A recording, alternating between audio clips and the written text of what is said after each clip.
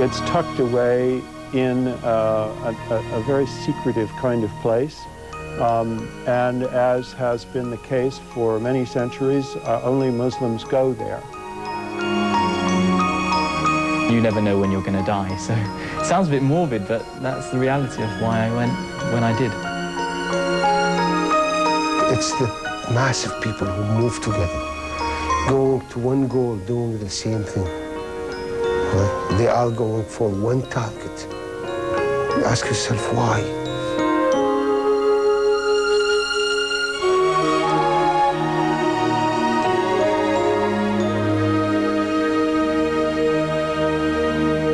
It's a unique and powerful spiritual journey Muslims are expected to make at least once in their lives. It's called the Hajj. Millions make their way to what's considered the spiritual center of Islam, Mecca. Under a scorching sun, pilgrims perform a symbolic series of rituals dating back 1400 years to the time of the Prophet Muhammad. Different cultures, different nationalities, diverse races, drawn and bound together by the same beliefs. The Hajj is a spiritually re-energizing journey filled with moments of emotion and self-reflection. For Muslims, it is the essential journey.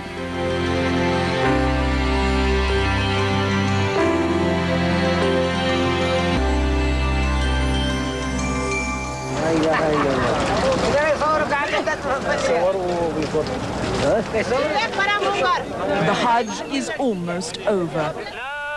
Pilgrims are now freed from all the restrictions that had been imposed. The procession leaves the dusty desert and returns to Mecca exhausted.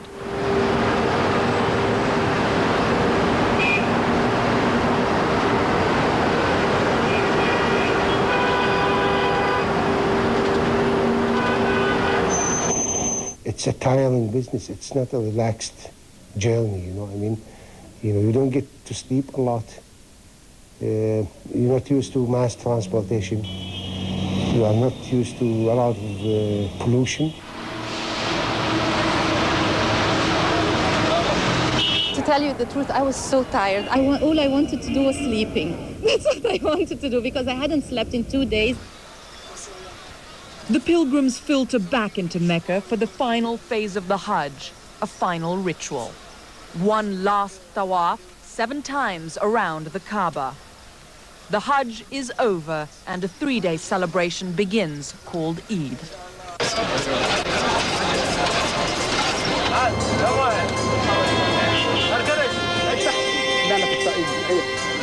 I was by myself, but within a group of a company. We all became like one family. So I celebrated the Eid with them. They were like, instead of my family, it was the first time for me. They were all celebrating. They were all accepting me as one of, like a daughter or a sister so it was really a very nice feeling.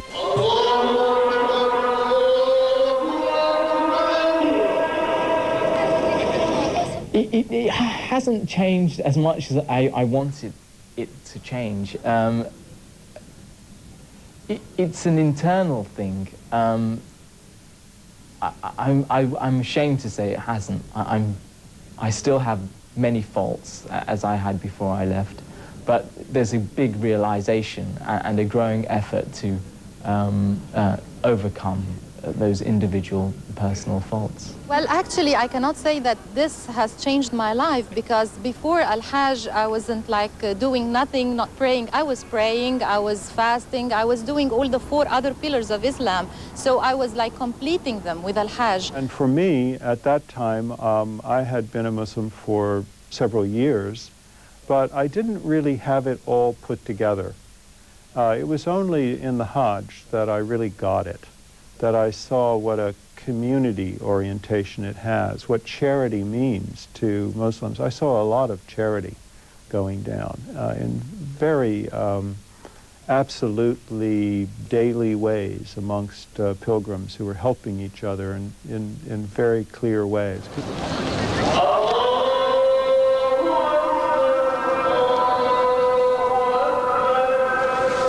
This is a world religion that has a very rich history and a very rich culture, And 1 in 5 human beings on this planet, I'll repeat that, 1 in 5 human beings on this planet is a Muslim.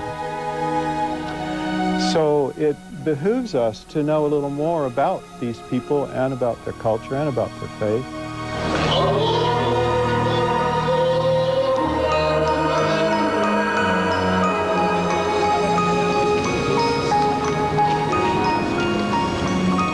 It's affected me every day of my life. I see myself as a shadow of that being that I was at Hajj. The last year when you finish, you just want to get away. You just want to go back to your country. Once you come back here, after 1 month, you want to go back there. Somebody turned and put his hand on my shoulder and said, if it wasn't hard, it wouldn't be the Hajj.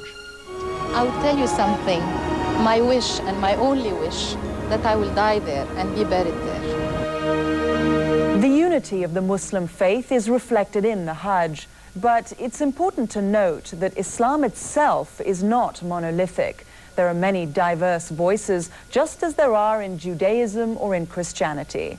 These 3 great faiths share a sacred history and a common cause: compassion for humanity and respect for one another. I'm Zain Verjee.